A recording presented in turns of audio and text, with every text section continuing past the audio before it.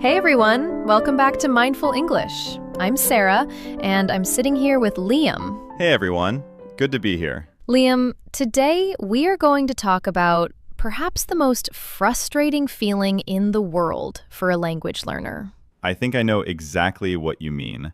It's that feeling of having a library full of books in your head, but the door is locked. That is the perfect image. It's the, I understand everything you say, but I can't say anything back syndrome. You listen to a podcast, you watch a movie, you read a report, and it's all clear. But the moment you open your mouth to speak, nothing comes out. You just draw a blank. Exactly. And here's what we're doing today. We're showing you how to unlock that door.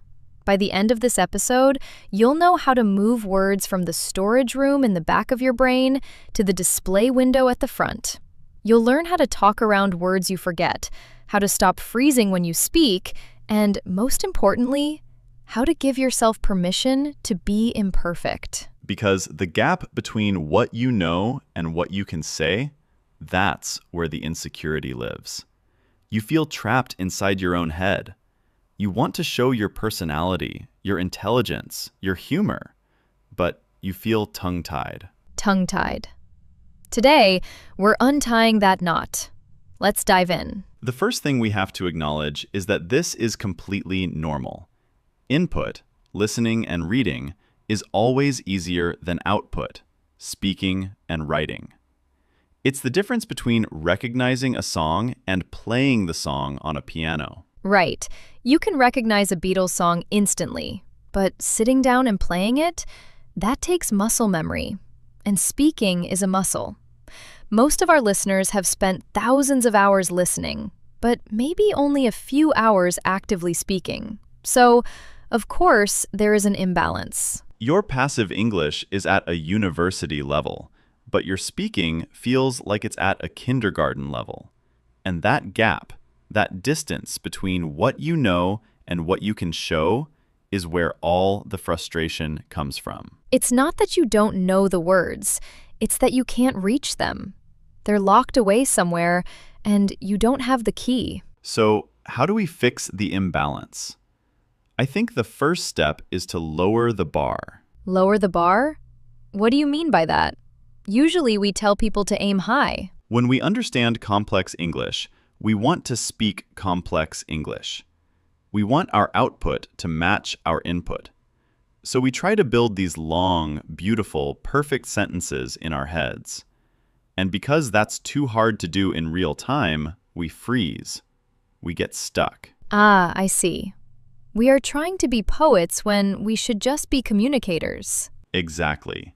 You have to give yourself permission to speak simply. If you can't access the word exhausted, just say very tired. If you can't find the word collaborate, just say work together. You have to be willing to simplify just to keep the flow going. That's actually a huge confidence hack. It's better to speak a simple sentence fluently than to stumble over a complex sentence. Stumble over. That's what happens when we try too hard. We trip on our own words. But if you accept that your speaking level is different from your listening level, you stop judging yourself. You stop trying to be perfect, and you just focus on getting the message across. Getting the message across. That is the only goal. If the other person understands you, you won. It doesn't matter if you used basic grammar. Another tool that really helps is what I call talking around the wall. Talking around the wall? Yeah, so imagine you are speaking and you hit a wall. You forget a specific word. Let's say you forget the word umbrella. Most people stop and panic. They say, I forgot the word, and the conversation dies. Right. It becomes awkward. But confident speakers talk around it. They describe it. They say, I need the thing that protects you from the rain, or the thing you hold over your head. That is such a vital skill. It's called circumlocution, but let's just call it talking around it. It keeps the conversation alive. It keeps the connection open. And usually, the native speaker will shout out, "Oh, an umbrella!" And you say, "Yes, exactly!" And nobody cares. The flow continues. You didn't let the missing word stop you. This is a game changer, because the alternative is silence, and silence kills conversation. But if you can describe what you mean, even in simple words, you keep the energy flowing. Let me give you another example. Let's say you forget the word neighbor. You can say, "The person who lives next to my house." That's talking around it. You found another path. And the more you practice this, the more confident you become. Because you realize that you always have options. You're never truly stuck. I think another reason people can't speak is that they are editing themselves in real time. They are correcting their grammar before they speak. The internal editor. He is the enemy of fluency. You have to fire him, or at least tell him to take a lunch break. Send him on vacation, because you can't speak and edit at the same time. You have to let the words fall out, even if they are messy. You have to be willing to make a fool of yourself a little bit. And honestly, nobody is judging you as harshly as you judge yourself. If you say "he go" instead of "he goes," nobody is going to stop the meeting and laugh at you. They probably won't even notice. They are just listening to your ideas. So we need to shift from accuracy to fluency. Accuracy is for writing. Fluency is for speaking. Fluency just means the river is flowing. It doesn't mean the water is clean. It just means it's moving. I love that. Just keep the river moving. But Sarah, what about the physical sensation? Sometimes the words are literally on the tip of my tongue, but they won't come out. On the tip of my tongue. That is the most frustrating feeling. I think that happens when we are stressed. The stress hormone cortisol actually blocks the memory centers in the brain. So the harder you try to remember, the harder it gets. So the solution is to stop trying? Paradoxically, yes. Take a breath. Use a filler phrase.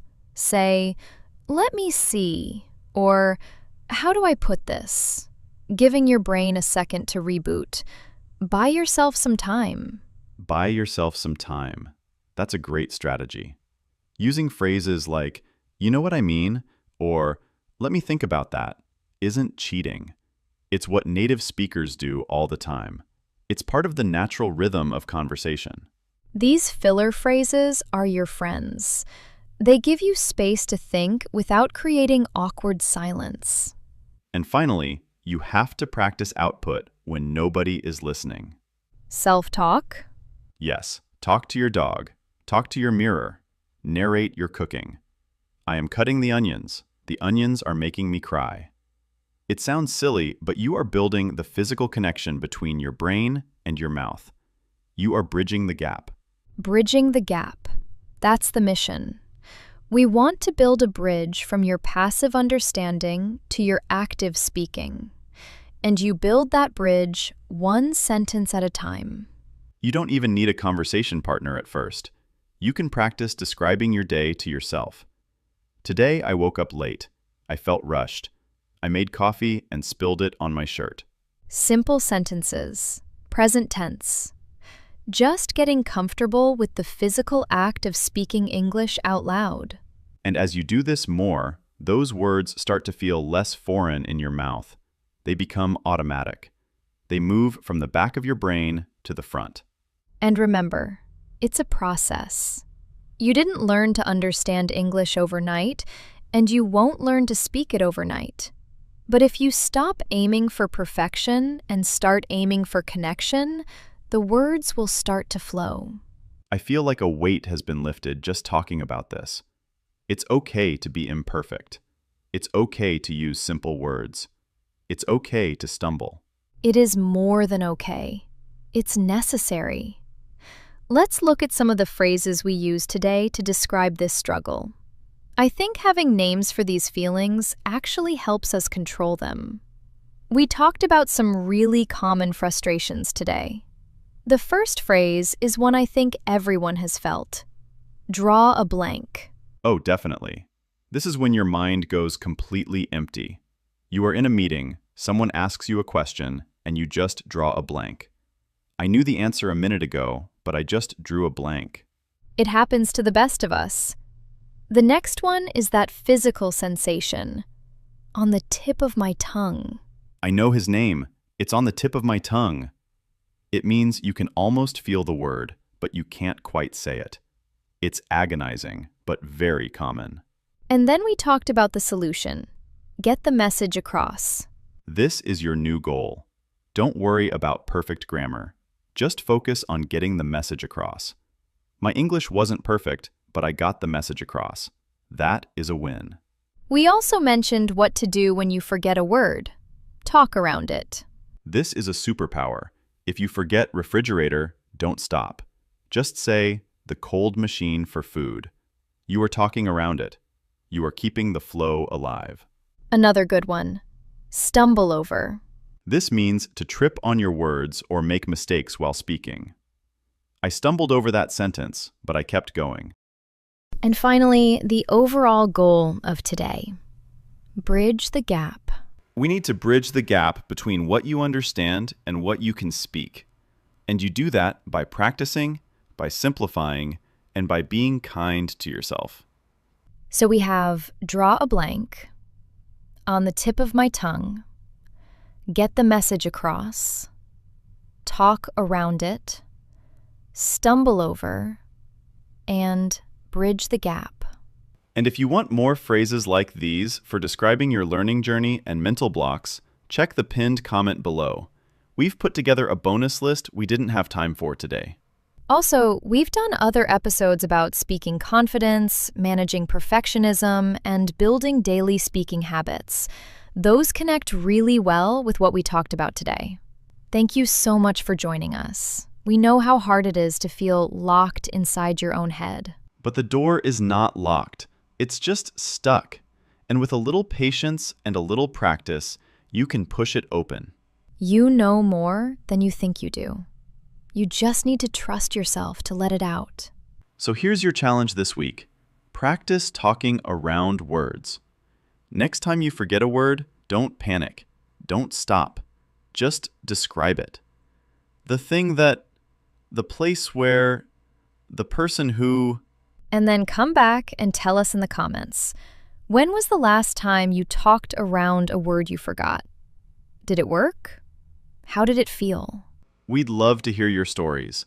And if someone you know is struggling with this exact problem, they understand everything but can't speak, share this episode with them. Because knowing that other people feel this way, knowing that it's normal and fixable, that's half the battle. And remember, simple sentences spoken confidently are better than complex sentences that never leave your mouth. Keep talking, keep making mistakes, and keep moving forward. We'll see you in the next episode. Take care, everyone. Bye, everyone. Right on schedule. All aboard. Off you go.